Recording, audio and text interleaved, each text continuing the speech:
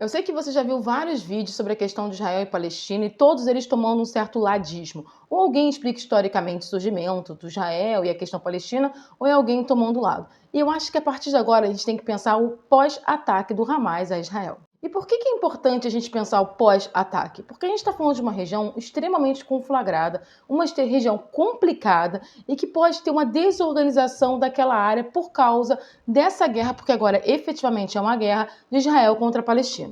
Primeira coisa que eu acho que é muito importante a gente entender é que você pode criticar Israel, mas você não pode ser antissemita. Você pode criticar o Hamas, mas você não pode ser islamofóbico. O islamismo e o judaísmo são religiões extremamente respeitadas e a gente não pode avaliar esses grupos religiosos a partir de perspectivas extremas.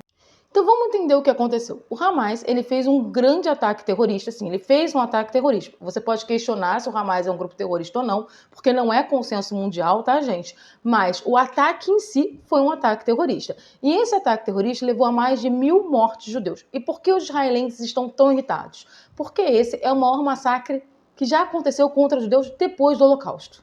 E nunca na história Israel foi invadida. Isso é uma coisa que ninguém está falando. Por isso que eles estão nessa gana. Só que tem uma outra questão. No último ano, Israel teve uma postura muito opressiva contra os palestinos. Mais até do que era antes. Para quem não sabe, Gaza está mais ou menos há 20 anos fechada, tá? Você não sai. Quem nasceu, por exemplo, 20 anos ali palestino da faixa de Gaza, nunca saiu, nunca teve acesso a nada. Então é uma situação extremamente complicada. Para piorar, o governo do Netanyahu é um governo com uma perspectiva muito extremista. Não é que o povo israelense seja, tanto que tem várias manifestações de Israel contra o Netanyahu, mas o Netanyahu faz parte de um grupo político dentro de Israel que tem uma visão bem bárbara, no sentido de barbárie, sobre como tratar a questão palestina. E eles são a favor da limpeza étnica.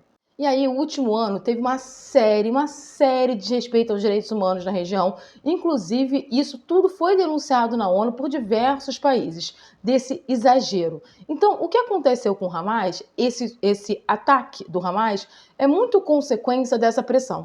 Quando a gente tenta explicar um ataque, a gente não está justificando o ataque, porque ataques não são justificáveis. Mas é necessário compreender o cenário que existe ali para compreender o surto de violência, até para desfazer o surto de violência. Existe um fato, existe um grupo extremamente oprimido ali na faixa de Gaza, e aí, consequentemente, onde há muita opressão, aparecem grupos extremistas. Esses grupos extremistas pegam muitos mais jovens. Imagina um jovem que nasceu dentro da opressão da faixa de Gaza. Ele, óbvio que vai ter muita raiva e óbvio que ele vai ser um braço armado de qualquer grupo extremista.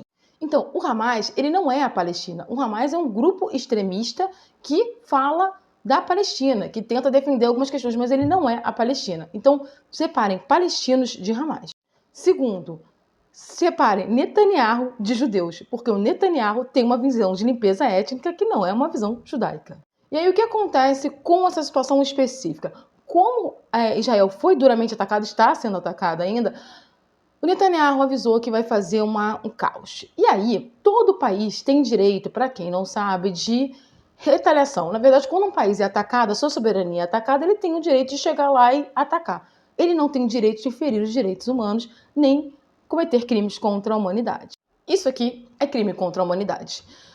Israel tem todo o direito de tentar desmobilizar o Hamas, tem todo o direito de responder ao ataque sofrido, mas ela não tem o direito de dizimar uma população civil, como está acontecendo.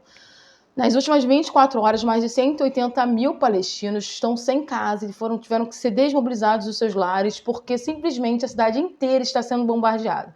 O grande problema de todo esse colapso que está acontecendo é que isso pode ter virado uma desculpa para que aqueles grupos mais extremistas que existem em Israel para fazer uma limpeza étnica. Muita gente não considera ali a Palestina e diz que a Cisjordânia tem que ser anexada a Israel, os mais extremistas, tá? Só que tem um detalhe. Se a Cisjordânia for anexada a Israel com a quantidade de árabes que tem, a tendência a médio e longo prazo é que Israel acabe tendo mais árabes do que judeus e, consequentemente, os judeus virem minoria.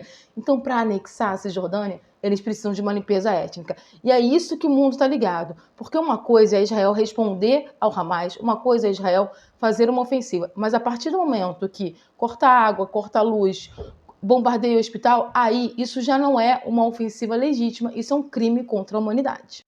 Então, o que a gente tem que entender é que a gente não está falando de um jogo de futebol onde você compra um lado e pronto. O que a gente está falando são de grupos extremistas e num caso, está no Estado mesmo, representa o Estado. A gente está falando de um ato terrorista que de fato aconteceu, uma resposta extremamente violenta que está virando um crime contra a humanidade que está ocorrendo nesse momento de Israel contra os palestinos e no meio do caminho, vários civis israelenses e palestinos sofrendo com tudo isso. Então, quando a gente olhar essa guerra, que não vai acabar agora, a gente tem que prestar atenção, não ficar com raiva e ficar fazendo palavras de ordem na internet, porque isso não ajuda em nada, mas entender o quanto desse colapso pode acabar com vidas inocentes e, o mais importante também, a proporção dessa guerra. Porque se essa guerra começar a escalar por uma coisa de maior proporção, principalmente com a entrada dos Estados Unidos na guerra, o que a gente pode ter como tendência é que outros países da região do Oriente Médio também entrem no conflito, até para se defender de agentes estrangeiros que estão entrando nessa guerra. E aí, nessa hora, é bom ficar de olho no Hezbollah. Observe que eu não estou falando do Líbano, né? Estou falando do Hezbollah e também ficar com o olhinho bem aberto no Irã.